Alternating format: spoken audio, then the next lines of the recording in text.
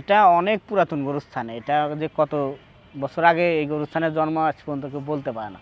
যেরকম আমাদের ওই যে ওখানে একটা কবর আছে, হচ্ছে আপনার সেই রাজা আমুলকার, উনি ইন্ডিয়া থেকে বেড়াতে এসে ওখানে মারা যায়, তো ওই সময়কারও কবর আছে। তো এই জন্য কেউ বলতে পারে না আমাদের গাড়িখানা মসজিদ আর গাড়িখানা গরুস্থান এটা অনেক পুরাতন। ওই হিসাবে কেন্দ্রীয় গরুস্থান নাটোরের। আমার বাবার সাথে কাজ করতে করতে এটা একটা ভালোবাসা, ভালো লাগা কাজ করাতে এটা চলে আসছে। সেই জায়গা থেকে আমি প্রায় ওই 12 সাল থেকে প্রপারলিভাবে এখানে আছি। ভয় পাওয়া যায়, তো দেখা যাচ্ছে কবর কাটতে কাটতে কোপ মেরে দেখেছি হচ্ছে নিচে লাশ বেঁধে গেছে। প্রথমে দেখুন যখন আমরা ভয়ে উঠে যাচ্ছি, ওই দেখা যায় কবর খুঁজতে লাগে হচ্ছে লাশের মাথা দেখা যাচ্ছে কঙ্কাল কিংবা কাপড় দেখা যাচ্ছে, সেই সময় ভয় লাগিছে। বর্ষার মধ্যে পানির মধ্যে মনে হয় কবর কাটতে লাগে, তো দেখা যায় না কিছু, ধাপ করে হাড্ডিত কোপ লেগে গেছে, হাড় হুড্ডি বাঁধছে, কাপড়ে কাপড় বাঁধিছে, কারণ ওগুলো তুলে সাইডে রাইখে লাশ মাটি দেওয়ার পরে ওর সাথে ওই লাশের সাথে ওইটাও আমরা দিয়ে দিই। একদিন আমার আম্মা মাগরিবের নামাজের আগ দিয়ে আমাকে বললো যে তোর বাবাকে ডেকে নে। আমার আব্বু যখন গোরস্থানে চাকরিরত ছিল তখন প্রতিটা গেটে তালা দেওয়া থাকতো, শুধু পকেট গেটগুলো খোলা থাকতো। আসলাম, এসে দেখি যে এখানে আমার বাবা নাই। এদিক দিয়ে তখন কর্মরত ছিল আমার বাবার সাথে জ্যোতি দাদা। এই জায়গায় বরাবরই উনি দাঁড়াইছিলেন, তখন মাগরিবের আজান দিচ্ছে। আমি ওই গেট থেকে ডাক দিলাম যে জ্যোতি দাদা বলে চিৎকার দিয়ে ডাক দিলাম, উনি দাঁড়ালেন এখানে। আমি দৌড়াতে দৌড়াতে আস্তে আস্তে দেখি উনি এখানে এসে নাই। কোনো রকম এই পাঁচিলের উপরে উঠে আমি ওপারে গেলাম, মসজিদে গেলাম, আব্বার সাথে দেখা হলো, সাক্ষাৎ হলো। তারপরে আব্বাকে বললাম ঘটনাটা। উনি বললেন যে ভয়ের কোনো কারণ নাই, এটা তোমার খোয়াব টাইপের কিছু একটা। এই যে প্রথম ভয় পাওয়া এই গোরস্থানে সেই দিন।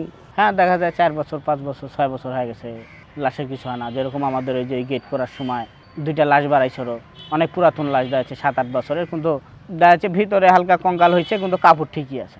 ওগুলা লাশ ওখান থেকে নিয়ে এসে, যেহেতু ওখানে গেট করতেছে ওখানে তার মাটি দেওয়া যাবে না, কারণ ওখান থেকে হোটায় নিয়ে এসে আমরা এই সাইডে নিচে মাটি দিলাম। আমার বাবার সাথে কাজ করছিলাম, করতে করতে হঠাৎ যে কবরটা কাটতেছিলাম ওই কবরের খাড়াল বাঁধে, খাড়ালটা তোলা পরে অ্যাজ ইউজুয়াল প্রতিটা কবরে কেমন থাকে, খাড়াল তুললে লাশটা হয়তো বা একবারে শেষ হয়ে গেছে, মাটির সাথে মিশে গেছে। কিন্তু ওই কবরটাতে ছিল অর্ধগলিত অবস্থায় আর মাটি তার উপরে বডির উপরে ছিল, এই জন্য বোঝা যায় নাই। যখন কোপটা দিলাম কোদাল দিয়ে, লাশের পাটা আমার হাতের কাছে চলে আসে, উপরে উঠে যায়। তখন এই জিনিসটা আমি খুব আতঙ্কিত, ভয় পাই যাই। বেওয়ারিশি হয়, দেখা যাচ্ছে অনেক সময় ট্রেনে কেটে আসে, কেউ দেখা যাচ্ছে রাস্তায় শুয়ে আছে, আছে, ওদেরও তো পরিবারে কেউ নাই। ওই সময় দেখা যায় হচ্ছে পৌরসভার মধ্যে মরে গেলে ওইটা আমাদের গরুস্থানে ওনাদের লাশ নিয়ে আসে পৌরসভা থেকে কিংবা ডিসি অফিস থেকে। এটার একটা ফান্ড, আলাদা ফান্ডই আছে আঞ্জুমান মফিজুল্লাহ নামে। আমরা আমাদের দত্তপাড়ার পাশে যে বিল আছে, ওই বিলে হচ্ছে এক লোকের, উনি মালিক, 2-3টে ওনার টাকা আছে, তে ওনার ড্রাইভার যায় না, তো আসতে লেগে আমাদের নাটোর হচ্ছে ওই বিলের ওখানে ওনার হেল্পার ওনাকে হচ্ছে মাইরে ফেলা দিয়ে গাড়ি নিয়ে চলে যায়। প্রশাসন থেকে আসে যেটা বেওয়ারিশ লাশ, আপনাদের গরুস্থানে মাটি দিতে হবে। এটা এইভাবে আমাদের গরুস্থানে মাটি হতো। 2-3 দিন পর ওনাদের পরিবারের লোক আসে, দেখানোর পরে উনি বলতেছে যে ভাই হচ্ছে আমরা তো বাড়ি আমাদের অনেক দূরে, ঢাকার ওপাশে, আমরা আমাদের লাশ আমরা নিয়ে যাব। তো আমরা বললাম না ভাই, এটা তো আমাদের গরুস্থানের হচ্ছে নিয়ম নাই, আর আমরা এটা পারবো না। পরে কোর্ট থেকে জিতে ওরা আসে, 2-3টা পুলিশ নিয়ে আসে। লাশের আবার হচ্ছে হাত না কি জন্য একটু কাটা ছিল ওই লোকের, ওই হিসাবে উনিরা দেখতে পায়, দেখে চিহ্নিত করে উনিরা পরে হচ্ছে ওই লাশ তুলে নিয়ে হচ্ছে অ্যাম্বুলেন্সে করে নিয়ে চলে যায়। আমি সন্ধ্যাবেলায় এই যে এখানে কবর আছে, রহমান পিকের ছেলে অনেক মোটা তাজা ছিলেন, ওনার কবর কাটতে যায়, মানে কমপক্ষে ওখানে 3টা কবরের পরিমাণ ওসার করা হয়েছিল। ওই কবর কাটতে যায়, মশা এমনভাবে ধরেছিল, ওই কবরের ভিতরে আবার রুইয়ের বাসা ছিল, মশার বাসা ছিল।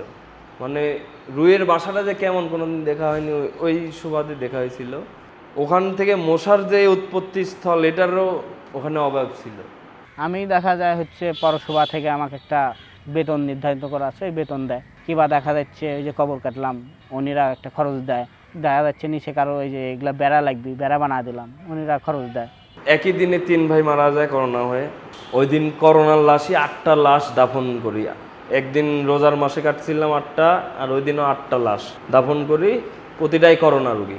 মানুষজন আসে করোনায় মারা গেছে, এটা মানুষ বলতে চায় না। আসলে এখানে মিথ্যা বলে কি লাভটা হইতো?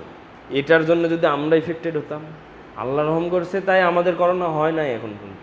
আসলে কেউ কোনোদিন খোঁজ নিতে আসেনি। এই গোরস্থানে যারা কাজ করে, গোরস্থানে কবর কাটা শেষ, তাদের ভুলে যাওয়া শেষ, আসলে কেউ কখনো খোঁজ নেয় না। কিন্তু সবার মনের মনিকোঠা তাদের পিতামাতা, কিন্তু তারা আমাদের দ্বারাই দাফন করে। হচ্ছে অনেক সময় রাতে আমরা কবর কাটি, রাত দেখা যাচ্ছে 1টা 2টা, তে আমরা কখনোই বিপদ ভয় এগুলা কিছু পাইনি, দেখা যাচ্ছে কোনো কিছুর আওয়াজ টাওয়াজও পাইনি।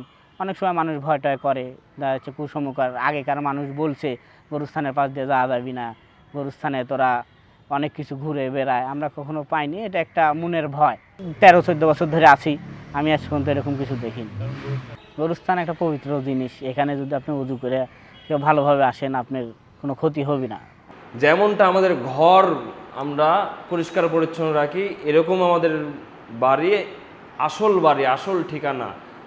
ঠিকানাই হচ্ছে আমাদের গোরস্থান।